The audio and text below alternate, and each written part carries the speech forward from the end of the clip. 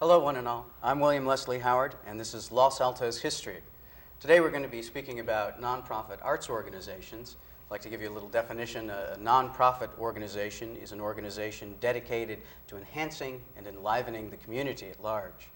An arts organization, we can call them literary, performing, and visual arts organizations, theaters, dance groups, art museums, poetry centers. Today specifically we are going to talk about art museums and historical museums and talk about how they enhance the community and how you as a member of the community can enhance the arts organizations in your local area. With me to discuss that on the panel today is Lynn Stromberg, who is the director of the Los Altos History House. And welcome, Lynn. Thank you. Along with us also is Madeline Crawford, coordinator of the Historical and Arts Department at the town of Los Gatos. Welcome, hello. Madeline. And Monty Duran, who is the special events coordinator for the museum, San Jose Historical Museum. Welcome, Monty. Thank you. Let's start with Lynn. Give us a little idea of how does a museum come into being? How does a museum arrive in a community at large? Well, I think there's two important ideas. One is volunteers and a community view. And if they don't feel that their community has anything that they want to preserve, well, then there would be no reason for a museum. But Los Altos is fortunate in that it has a lot of marvelous people and volunteers who would like to preserve the culture and heritage of the community. And as well, we were so fortunate in getting a beautiful turn-of-the-century farmhouse that acts as our history house to store our artifacts and have our events. And that home was built by Gilbert Smith, and he came here in the early 1900s from Oregon and pitched a tent, bought 5 acres where the Civic Center now is, and started planting apricot trees, which this valley is famous for. And his skill as a carpenter is shown immensely in the home. It's a beautiful redwood farmhouse building. He built the house himself? He built the house himself. And that's how History House came into being, and that's where we are now. So at one point he decided that the town of Los Altos should have this house for some reason? No, it was his home for his family. And after the passing of his wife, it was donated to the city of Los Altos and the surrounding orchard as well. And it was the city council and members of the community who really felt a need to have a town history museum to house the artifacts and just bring the community together. So it fell into the hands of the government at one point who administered it, is it? Right, the city council.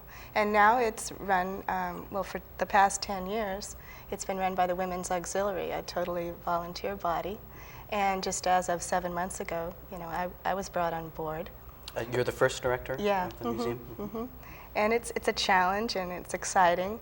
And I feel real fortunate to have, you know, I've worked with a number of nonprofit arts organizations, and I feel real fortunate to have such a wonderful group of volunteers who really pull together and work well.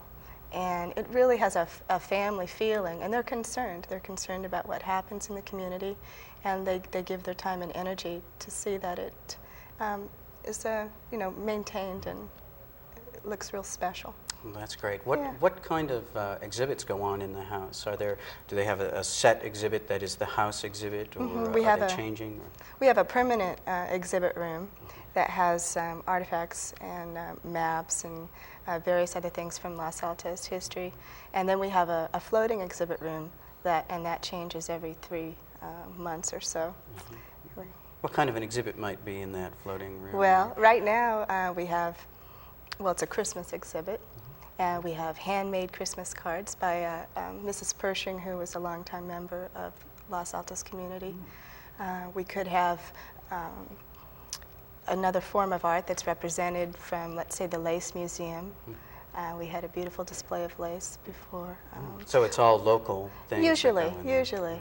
And I think for me as a director and new coming in, what I'd like to see is maybe a few other things, maybe some fine art pieces or, just a little variance. Sounds great. Yeah. I know that there's quite a lot of, I just recently have a book that my father gave me that is California artists, and I was amazed to see at the amount of artists that we have in California over the past 200 years. Mm-hmm. Very, very fine work. Very special area. And just, there's so much talent that's untapped in the community. Mm-hmm. So I think getting the word out too, is an important part. Great. Yeah. All right. So we've got a museum in our hands. Yeah. Madeline, what's the next step? How do we make sure that it stays a museum and that it doesn't lose its direction or all of that? Lynn's working with an organization that's 10 years old, and I'm working with one that's now 22 years old and counting. And I think the key is good luck and continued enthusiasm and continued infusion of volunteers and community support. It gets tricky at a point here or there because at some point the people who founded it sort of move on. Some of them retire, some of them move away, and you need to somehow keep infusing the organization with more people. And yet, as new and more and different people come in, sometimes an organization will change direction. And in fact, that may be exactly what does need to happen. The periodic evaluation and reevaluation may take the museum in a different direction than that catalyst person or that catalyst group intended. But as long as you've got the community support and the will to continue a museum, you can have one go on. I'm interested in how does it happen that new blood comes in? Who's responsible for that, other than the community at large? It sounds like you need a director for that, or. It can happen in a lot of different ways. Since museums are community resources, one thing that will sometimes happen is people will just congregate toward the museum. Museums are often a very good place for new people in a community to get started, to get integrated. Mm-hmm. And people who founded the museum will often bring in people as they go. The more interested and involved they get, the more they talk about it, and the more other people are drawn to that. So you can have people use the museum as a starting point. You can also have them be actually invited in. Sometimes staff people can be really key to that. You sometimes have recruitment activities that go on. Other times it happens really informally. It depends on your needs. As you define a need to have twice the amount of people, which was the case recently with the Los Gatos museums. For a long time they had had just one facility, and then about 2 years ago they were offered the opportunity to take on a second, and so they had to rise quickly to the challenge of doubling their volunteer corps. And so sometimes events and circumstances sort of force some of those things. Very good. All right. Monty, we've got our museums up and running. How do you figure out the long range? Where do you get your vision to keep it going, to make sure that, again, this kind of thing continues? Well, I think vision probably comes from the director and the board of directors, or whatever support group organization that might be involved with a museum. But certainly key to that is the long-range planning. Long-range planning is so important for a number of different reasons. I'm sure that those of us that deal with budgets, that's one of the key things, is when are we going to have the necessary cash flow to meet the expenses to do things like exhibitions, different programs, special events. that type of thing. Since my particular area of expertise is special events, we use long-range planning with those special events to be able to work out the details for the event if it's going to be, for instance, a fundraiser. Many times you have to start and almost do like a mission statement for a special event, and it would relate to long-range planning. What is the purpose of it? Is it strictly a fundraiser, or is it a promotion event for the institution? And many times it isn't one particular thing, it's a combination of all of those kinds of things. And the further out, depending on how large the event is, the better planned it can be, and you can do all kinds of things. One of the things that comes to all of us is look for underwriting, look for people in the community that might be willing to contribute to it. It would also be something that volunteers might be interested in. It's a good way. Madeline was talking about volunteerism, and certainly through special events, a lot of people get interested in the institutions that those special events are around. A lot of times that might first occur as an attendee to the special event, be it something as simple as a tea or something a lot more structured, a fundraiser or whatever have you. So I think that's really important. Talking about a lot of different things here, it's interesting. I'd like to know a little bit more about these words that you're using, like board of directors and budget and underwriting and all of these kinds of things. I mean, say we've got a lovely, say I'm a wealthy man who has a lovely house and I want to go move to Lake Tahoe, but I want the community to have my house. And I say, gosh, how do I make sure that this house stays a museum, that it doesn't get put by the wayside or that kind of a thing? How does one structure what would happen next?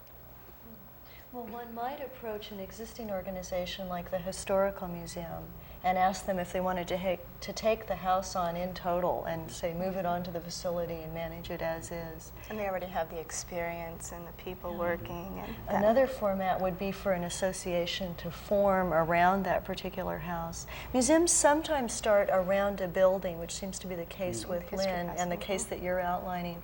They can also start with a catalyst person. The Los Gatos Museum Association, which I work with now, has a mother figure, Dr. Ethel Dana Atkinson, who spoke out very strongly back in the early 60s and said that she didn't want to raise her children in a town which didn't have a museum. And so then she was the instigator, and she held dinner parties, and lots of other people got charged up. And she made it seem possible, and so then all sorts of other things became possible. So, I mean, your hypothetical person might be a Dr. Ethel Dana, or they might simply donate the contents, and there would be several different formats. So vision is definitely a key. It sounds like anybody who might want to, who might have a vision for the arts in a community could begin to garner people around them to start something, as long as it's a good, clear idea, is what it sounds like. Yes, that can be supported by others. All right. Since arts organizations, nonprofit arts organizations, are given over to the community and are administered actually by the community, what is it that administers them? How does the community do that? I know it's the case of the government in some ways, but they sort of turn that over to a group of people. Sometimes it's a membership. Association. Associations. Tell me about associations. How do those work? A membership association can run a nonprofit museum. You incorporate with the state, you put together a set of bylaws, articles of incorporation, elect a board. Cue me, because I know you know some of the answers too. In our particular circumstance, we are a city museum. The San Jose Historical Museum presently has 21 building structures on its site. The city and a number of the positions are paid for through city funds, but we have our museum association with a board of directors of bylaws that incorporated the things that Madeline talked about, basically designed to be a support group to make sure they can also be political lobbying with the city to ensure that things that they're interested in get done. And they're largely a fundraising body. The membership from our museum association is, I think our goal this year is about 2,000. And 2,000 members? 2,000 members. And each of them are financial contributors, right, necessarily? As through museum membership, and they would get like free admission. There's certain benefits that you get to doing that with all organizations, but that's another avenue. Is that similar to the auxiliary at the Los Altos History Museum? Yeah, and it is a city museum as well. And I think also one of the points I know in looking for funding, just to have the nonprofit status and have, you cannot apply to any major funding group if you don't have your bylaws, your mission statement, and you know that as well from working at the Arts Council. So that's all really very important to the life of the museum. And that's laid out by the state of California, is that right? The bylaws well, and things like that? No, that's done by the individual organization. All right. And they determine. The articles of incorporation and the laws governing there are are through the state of California. Right. That's so important. Yeah. Now, what might a voting membership be as compared to a board of directors? Boards are usually the top of the pyramid, and in some cases, we both used to work for a membership association museum, and there were certain key issues on which it took a percentage of the membership to pass a change, but then there were many other elements to which the board was designated as the decision-making body or the governing body. So it depends on how those bylaws and articles of incorporation are written up. Just recently, I've had to research that a little bit, and you can organize differently. A membership association really allows for a lot of accountability and a lot of community input. It's a way to reduce, in a way, the power of the board a little bit, or control how much power the board can have or how much authority they can exercise. So there are different formats, and I don't know what works best. I think that has to be suited to the community a little bit and to the goals. I know the History House Auxiliary, when we have, I have to go and present something to them and have a vote and have the majority of the people, active members, be there and pass it through their ears. And so I think that's kind of like my board of directors in a way.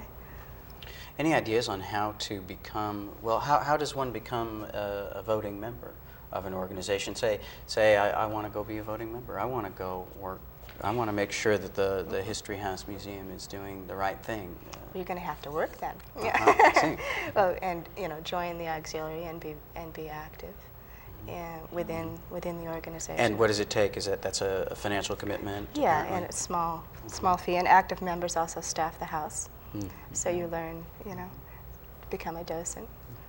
On a lot of levels, it's kind of like a microcosm of the American system, which is that if you want to affect something, affect change, affect a situation, you need to work through the system and work with it. And museums are very much like that too. If you are a member, if you are active, if you are in the informal information circle, you can actually get people's ears, and you can feed ideas, and you can chair committees, and you can run fundraising events, or you can share educational programs. I mean, the neat thing on a lot of levels about museums in the West, and small museums maybe particularly, is that people play real active roles. They make something happen that wouldn't happen without them. And you can often just sort of jump right in, and if you've got a really good idea and the way to make it work, you'll be doing it before you know it. I think most organizations are dying for people to come in that have energy and enthusiasm for the cause and are willing to work hard and get along with people. I mean, every group I've worked with. Most people in a museum situation too get a big charge out of the fact that what they're doing is not just good for a small group of people, but for a large group. There's a lot of sense of accomplishment in that volunteer service, and it is sort of its own reward in a lot of ways. Madeline and I were talking earlier about the volunteerism is the backbone of most nonprofit organizations, I'm sure, but certainly in our fields with historical and arts groups, there's no possible way that we could ever budget adequately for what they do. And many programs just would not be done, would not be able to be implemented, carried out at all if we didn't have volunteers to support them. Because of the time that they put in, that kind of thing.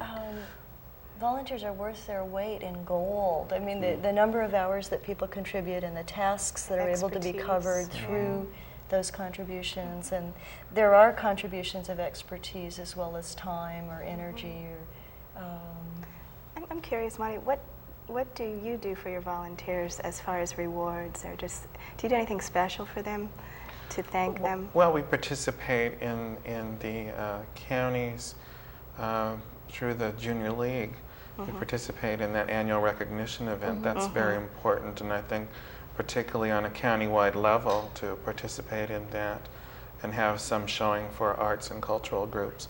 But certainly in-house there are many different things that are done, and service pins are something that are done at a lot of organizations for the number of years of service, and those could be 1 year, 5 years, those kinds of things. Luncheons, annual luncheons, Christmas parties, those kinds of things. It's always so very important to say thank you in many different ways. You can use and use and use and not get I want to tell on Monty a little bit, because I know from personal experience that one thing he does is thank people all the time whenever anything has happened, verbally and through cards, and it's so effective. I mean, I used to work with him for pay, and yet you so much enjoy doing things alongside someone who uses courtesy so positively. That's something I really learned from Monty, and now I try to use that too. You need to work together, and so that kind of real positive, overt courtesy is really a nice way of making sure that the thing runs smoothly. Overt courtesy, I like that. I like that. It is. Good, I'll write that down. It's interesting. Okay, so in your organization, Monty, how many volunteers? I'm just very amused by the size of your organization with 21 structures. You say. How many acres do you have to house all that? We're 25 acres. Wow. We're the south end of the Kelly Park complex. Is that all city of San Jose? It's a city of San Jose Park. In fact, it's part of a larger master plan called the Coyote Creek Master Plan that would be a park belt running through San Jose. Wow. And talk about long-range planning at some point way in the future as the lands and monies are there to develop it. But volunteers that we have in some structure, we have about 300, and that would be with our docents and what we call our volunteer auxiliary, which is sort of all of the other volunteers, those that work in the gift shop. We have an ice cream parlor, our archives, that kind of thing. Then we have volunteers in another form, is with our special events. You can draw a lot of people that might not necessarily be members of the organization or a volunteer for the organization to work on a special event. When we have our annual Living History Days that occur in May of each year, we have about 1,000 volunteers that work over the 2 days, as highly intense work over the 2 days of that event to put that event on. Last year it served some 15,000 people over the 2-day period. So it's quite a lot in coordinating all that volunteer effort. Definitely. And thanking them as well. Right. A lot of cards. Yeah. A lot of cards. What about you, Madeline? Lynn and I both work in the situation where it's an almost entirely volunteer-run organization and volunteer-facilitated organization. I can give about 20 hours a week of my time to the Museum Association and Commission. The other half of my time goes to an arts commission. In my case, there are something like 45 to 50 volunteers, which includes the members of the board. At this point, it's not a huge amount of people, and yet the museums are able to be open from 10 to 4, Tuesday through Sunday, in 2 facilities. So what we've got is a really committed core of people, which we need to supplement a little bit. We have about 100 volunteers right now at History House, but only maybe I'd say 30 active. And what I would like to do is see the active membership increase. And it's one thing to get new members to your museum, but you want people, and that's wonderful, and I don't have any bad words against Attendance that. is always good. But you want people that are really willing to get in and work. You've been talking about docent programs. What's that? What is that all about? Docents are people who are there on site to assist the public in using the museum. They're trained, sometimes trained very extensively, sometimes trained informally, and the main function is to be there to answer questions and to invite the public to ask questions about the exhibitions and Walking through the exhibit rooms. to do a little beyond the passive, what does the artifact or the artwork or the object tell me, but to think about it and to exchange with someone else. American museums are particular in that European museums don't usually have volunteer docents in large numbers, and the warmth is a really neat feature of American museums. That the volunteer wants to be there, they've chosen to be there, they often know lots about what they're doing. They've also, usually, at least in the case of History House, have lived in the community for a long time and have anecdotal stories and know, well, I remember, you know, when this story used to be here, and it, you know, to a newcomer or even somebody that has lived in town for a while but doesn't really know the history, it's really inviting and real entertaining. That sounds like a great contribution if one has the time and would, not necessarily maybe the financial end, but wants to roll up the sleeves. And it sounds like you'd have to go through a training program to understand a lot of the things. There's a key word I wanted to interject because we use it a lot at our facility, and it's called interpretive. We think of the docent as being the interpreter between the objects or artifacts, the exhibit, if you will, and the visitor. And so that they can interface with the visitor and explain and answer questions, interpret the exhibition for them, and then interpret back if the visitor has some questions. The volunteers that are attracted to a museum, whether they're docents or board members or whatever, are often kind of like living treasures within the community. And the museum provides a format for them to share what they have to offer, which is another, you know, we don't think so often about that, but that's a part of it that's important too. We were talking about, I'm sorry, Monty? Very much so. I really agree with that. And there's all sorts of services, you know, graphic art services. Maybe somebody doesn't have the knowledge of history, but boy, can they help with a newsletter or you know, other types of services. Design a logo maybe Sure, or something. sure. One of the things that the volunteers also get involved in is the whole financial underpinning for the organizations. Museums are actually quite complicated nonprofit businesses, maybe no more so than any other, but there's a lot involved in putting together the funding package for a museum, and the volunteers are real key in that they know the people in the community who might want to give if the right approach is made. They know the corporate connections to tap. I mean, they really are very vital in terms of the financial underpinning. Great, thank you. I'd like to quickly go around and hear the name of your organization again and when we can go there. Okay, mine is San Jose Historical Museum, and we're open every day of the year. It's the weekend hours are noon until 4:30, Monday through Friday. Thank you, Monty. Okay. Madeline? I work with the Los Gatos Museum Association. We're open from 10 to 4, Tuesday through Sunday. We're All right. free. And Los Altos History House, open Wednesdays from 1 to 4 and Saturdays from 12 to 5. thank you very much for watching our program.